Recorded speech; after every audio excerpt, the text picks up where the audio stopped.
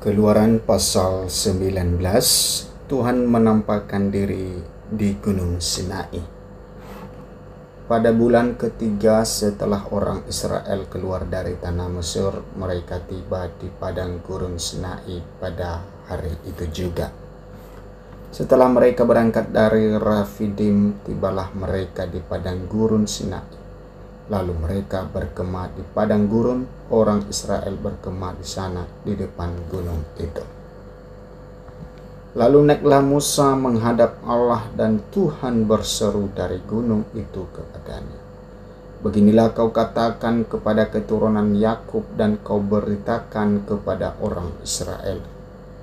Kamu sendiri telah melihat apa yang kulakukan kepada orang Israel Mesir, dan bagaimana aku telah mendukung kamu di atas sayap Raja Wali dan membawa kamu kepada aku.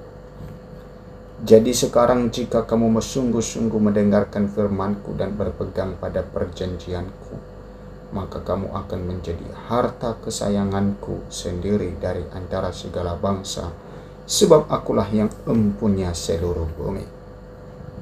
Kamu akan menjadi bagiku kerajaan imam dan bangsa yang kudus. Inilah semuanya firman yang harus kau katakan kepada orang Israel. Lalu datanglah Musa dan memanggil para tua-tua bangsa itu dan membawa ke depan mereka segala firman yang diperintahkan Tuhan kepadanya.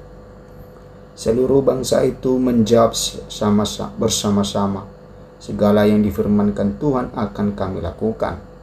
Lalu Musa pun menyampaikan jawab bangsa itu kepada Tuhan.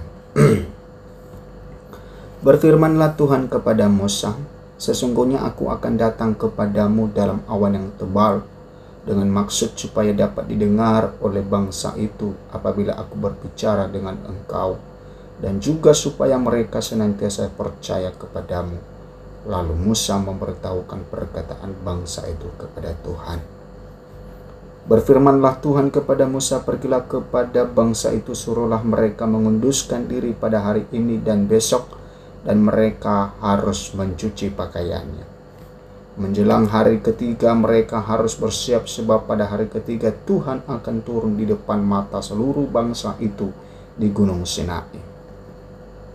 Sebab itu haruslah engkau memasang batas bagi bangsa itu berkeliling sambil berkata, jagalah baik-baik, jangan kamu mendaki gunung itu atau kena kepada kakinya.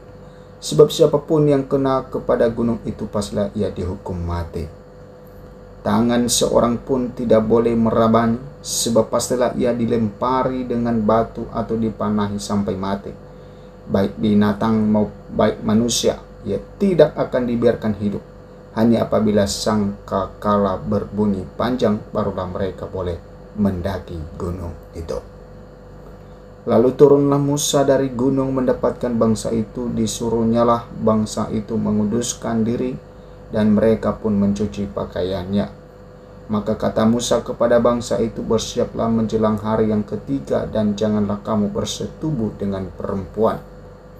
Dan terjadilah pada hari ketiga, pada waktu terbit fajar, ada guruh dan kilat dan awan padat di atas gunung, dan bunyi sangkakala yang sangat keras, sehingga gemetarlah seluruh bangsa yang ada di perkemahan.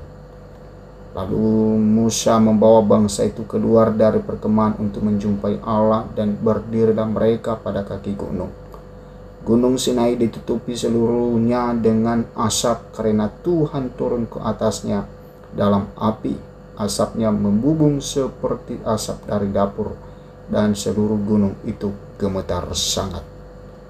Bunyi sangkakala kian lama kian keras, berbicaralah Musa, lalu Allah menjawabnya dalam guruh. Lalu turunlah Tuhan ke atas gunung Sinai, ke atas puncak gunung itu, maka Tuhan memanggil Musa ke puncak gunung itu, dan naiklah Musa ke atas. Kemudian Tuhan berfirman kepada Musa, turunlah, peringatkanlah kepada bangsa itu supaya mereka jangan menembus mendapatkan Tuhan hendak melihat-lihat, sebab tentulah banyak dari mereka akan binasa. Juga para imam yang datang mendekat kepada Tuhan haruslah mengunduskan dirinya supaya Tuhan jangan melanda mereka. Lalu berkatalah Musa kepada Tuhan, tidak akan mungkin bangsa itu mendaki gunung Sinai ini, sebab engkau sendiri telah memperingatkan kepada kami demikian. Pasanglah batas sekeliling gunung itu dan nyatakanlah itu kudus.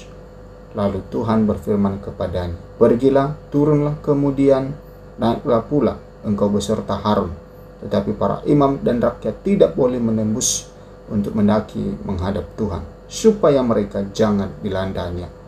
Lalu turunlah Musa mendapatkan bangsa itu dan menyatakan hal itu kepada mereka.